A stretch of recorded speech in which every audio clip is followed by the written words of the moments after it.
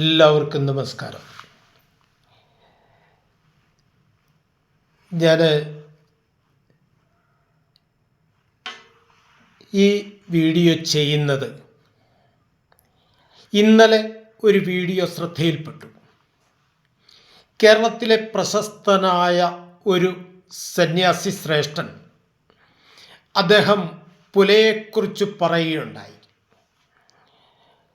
പിണ്ടദാനം ചെയ്യുന്നവർ മാത്രം പുല ആചരിച്ചാൽ മതി എന്ന് അദ്ദേഹം പറഞ്ഞു.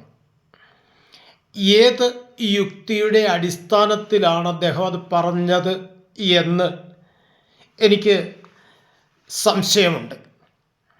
കാരണം ഒരാൾ മരിച്ചാൽ ആ വ്യക്തിക്ക് പിണ്ടകർത്താവ് എന്ന് പറയുന്നത് ഒന്നുകിൽ മൂത്തപുത്രൻ, അല്ലെങ്കിൽ മൂത്തപുത്രൻ്റെ അഭാവത്തിൽ അതുപോലെയുള്ളവർ, ഇളയ പുത്രനാവാം, പുത്രിയാവാം, ആരുമായിക്കൊള്ളട്ടെ.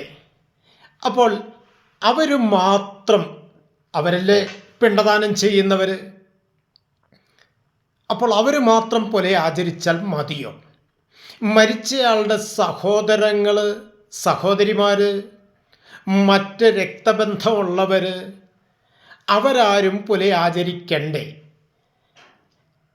അപ്പോൾ ഇത് ദയവായി നിങ്ങൾ ഇത് കേൾക്കുന്നവർ പരമാവധി ഇതൊന്ന് ഷെയർ ചെയ്യുവാനും ഇത് ഈ സന്ദേശം എല്ലായിടത്തും എത്തിക്കുവാനും നിങ്ങളുടെ കമൻറ്റുകൾ ഇതൊന്ന് രേഖപ്പെടുത്തേണ്ടത് അത്യാവശ്യമാണ്.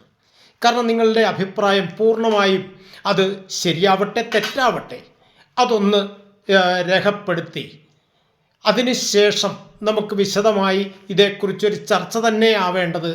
കാരണം ഹിന്ദു സമാജത്തിലൊരു തെറ്റിദ്ധാരണ ഉണ്ടാവാതിരിക്കുന്നതിന് വേണ്ടിയാണ് ഞാൻ ഈ ഒരു വീഡിയോ ചെയ്യുന്നത്. ദയവായി നിങ്ങളുടെ വിലയേറിയ കമൻറ്റുകൾ രേഖപ്പെടുത്തണം. ഇത് പരമാവധി ഷെയർ ചെയ്യണം. എല്ലാവർക്കും നമസ്തേ.